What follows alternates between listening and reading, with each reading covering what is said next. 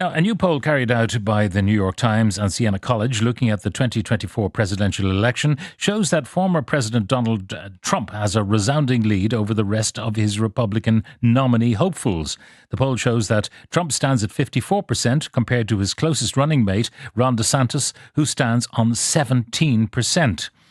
Meanwhile, the property manager of Donald Trump's Florida estate has made his first court appearance to face charges that he helped the former US president conceal the top-secret government documents. Carlos de Oliveira, age 56, is accused of conspiring to obstruct justice, destroying evidence and making false statements, was released pending trial on a bond of $100,000.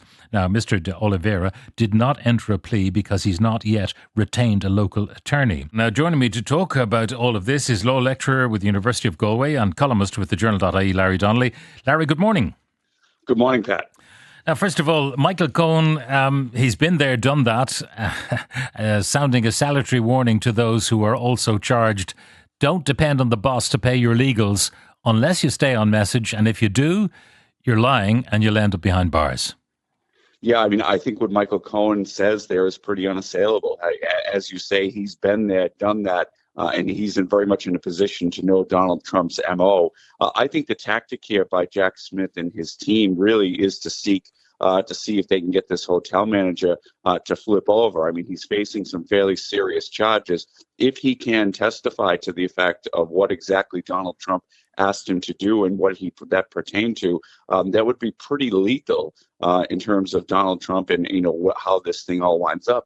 But as you say, Pat, in the intro to the segment, none of this, absolutely none of this, seems to have any impact whatsoever on the Republican primary electorate. His numbers, to me, even if you're a Donald Trump fan, that he is that far ahead with all this stuff swirling around and the negative taste that's leaving in people's mouths, that he's still so far ahead is absolutely astonishing. Now, the problem for the Republican wannabes is that they are so far behind. They've got to keep on raising money. That's one of the issues. And the money may flee if it perceives that they don't really have a chance. Yeah, and we see that with Ron DeSantis in particular, who's recently laid off a number of campaign staff. Now they're trying to spin this as if there's going to be a leaner, meaner campaign, that they expected these sorts of things, et cetera. That this is a process of trial and error. But make no mistake, Ron DeSantis is in trouble. A lot of us, myself included, thought that Ron DeSantis would be near enough to neck and neck with Donald Trump at this stage. He's very, very far behind. And one thing I thought was interesting was he's in New Hampshire this week. And instead of playing the cultural wars drum over and over again, which doesn't seem to be resonating to the extent he thought it might, he instead is moving to business platform and the economy. One wonders if that will have any impact, but one would be doubtful given everything we've seen so far. Now, one of the mystifying things about this race for the Republican nomination is why people are being so nice to Trump. Now, I understand they feel the base will turn on them if they take him on. But even if they kind of just sound the noise that this man is basically unelectable, at the midterms as president, he did badly. He then failed to get re-elected. This guy, whether we love him or not, and whether he wants to make America great again or not, whether he's strong on immigration or not, the point is he won't get elected. And therefore, they could, say with sadness, I'm sorry, Mr. Trump, I'm competing against you because you are not electable. And that might be a platform that would appeal without running him down. But also, some of them should be saying, this guy's a liability, this guy's a crook, he should not have the Republican nomination.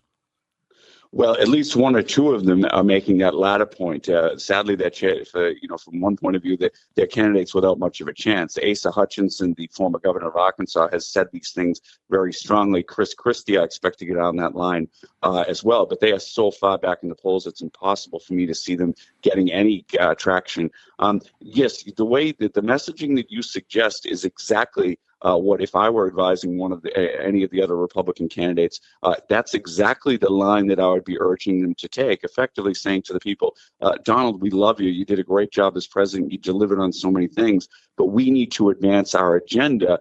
And sadly, because of this persecution, and they can go right ahead and say it, call it a persecution by the Department of Justice, call it whatever you need to call it, that we need to move on, sadly. But this is the realpolitik of the situation. But the reality, Pat, is that They are so frightened because Donald Trump's, greatest political asset, I think, is the fact that he plays the game by different rules, and he enjoys absolutely fanatical support. And they are so wary of crossing that base in any way in which Donald Trump could seek to malign them and say they're disloyal, et cetera, because they know that that's potentially very dangerous. Now, I still think that if they don't do that, then they're doomed, to fail. But they are just very, very wary of that situation. And also, what could happen to Republicans down the ballot as well is another issue.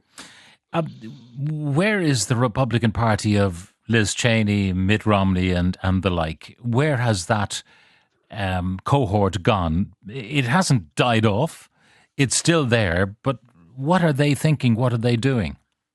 It's still there, but here's the issue: the base slowly but generally but surely moved away from that school of Republican thinking. So they would have backed, these kind of Republicans now who are with Trump. They would have backed Ronald Reagan enthusiastically. They would have backed George Bush Sr. enthusiastically. But time and events changed their thinking greatly. And in this regard, I mean, if you recall, listeners may recall, Pat Buchanan's insurgent challenge to George Bush Sr. Pat Buchanan lost the battle, but he won the war. Today's Republican Party, insofar as it's very culturally conservative, it's inward-looking, it's abandoned many of the traditional conservative principles that there used to be. That's where they are now. And people like Cheney and Bill Kristol and others, they keep shouting. They get an awful lot of media attention. But the thing is, very few Americans think like them anymore. And that's down in large part to the failed military invasions in the Middle East and all that caused that rot, and also economic globalization and the tremendous amount of people who've been left behind in the United States. Now, looking at the poll, Trump on 54%, DeSantis 17%, so 37-point spread. But when you look at the others, Pence on 3%, a 51-point lead for Trump. Scott the same, Haley the same, Ramaswamy even a greater gap of 52%, and Chris Christie the same. What happens next in this Republican race? Well, I think all of these candidates, they're banking on one thing. They're banking on something happening in terms of the legal process and the multiple legal troubles that Donald Trump faces, that they will ultimately take him down. Either that, the trials will be ongoing, that he'll be so ensnared in all of this that it'll make him really hard for him to campaign, and or that there might be what you might call a great awakening. That is, Republicans might say, wait a second, as we talked about a minute ago, we love you, Donald, but this is getting too dangerous. There's too great of a chance of Joe Biden being reelected here, and that's not something we want to fathom. That's why they're all hanging around there or thereabouts. And indeed, the comparison has been made. I don't think it's a great one, but between Ron DeSantis and Donald Trump are right now, versus where Barack Obama and Hillary Clinton were in 2007. Obama was way behind in the polls, but lo and behold, he caught fire and went ahead. Now, I don't think Ron DeSantis is any Barack Obama, but that's one hope that I think his people will be hanging their hats on. I suppose we should remember the primaries and all of that. The caucuses are, 5 months away? So it's still a long way to go, and a week is a long time in politics. And who knows what else may come to pass. But anyway, people hoping rather than expecting Trump to stumble at this stage. What about the Democrats then? Are they really delighted that Trump looks like odds on for the Republican nomination? I think there are two ways. I think generally speaking, behind closed doors, yes, I think most Democratic operatives are. I think they see Joe Biden, who is very vulnerable. I mean, his favorability ratings are still just below 40%. An awful lot of Democrats aren't very enthused about him running again. So behind closed doors, I think that they are happy because I think they know that the one thing that can rally progressives, et cetera, and people who are disenchanted with Biden to some extent, the one thing that can rally them is the prospect of Donald Trump back in the White House again. But at the same time, I also think that there is a little bit of a fear behind closed doors, that because of Biden's multiple vulnerabilities, because, as you say, anything can happen in politics, because if the economy were to go south or inflation to get worse, some Americans might say, look, we're going to go back to Donald Trump. And from that point of view, that's a prospect that is really unfathomable. Now, what about Biden and his son Hunter's difficulties? Are they impacting on the Democratic Party I mean, the Republicans would like to make as much hay out of those difficulties as possible. Are they impacting on Democratic support for Joe Biden? No, not the polling hasn't shown that at all. If anything, the polling as of late has showed that Democrats are starting to rally around Biden. I think the inevitability factor has probably crept in. I also think that Bobby Kennedy Jr. was getting some interest, was getting some support, but those remarks he made at a cocktail party in New York about the pandemic and certain people being immune from it, et cetera. I think that probably cemented in the minds of some Democrats who might be willing to give him a chance that this guy is too much of a kook to vote for. Now, the question for the American electorate is, the vice president is only a heartbeat away from the presidency. Donald Trump has shown no indication yet as to who he would like to bring on board, and that's part of the courting process, I suppose. All of these candidates not attacking their leader because they hope for preferment should he be the candidate. Joe Biden, on the other hand, has a vice president, Kamala Harris. The heartbeat away, there are elements in American society who would still feel maybe apprehensive about Kamala Harris by reason of her sex, by reason of other things, I don't know, by reason of her performance as VP. They might have reservations. Does her presence on the ticket hamper Biden?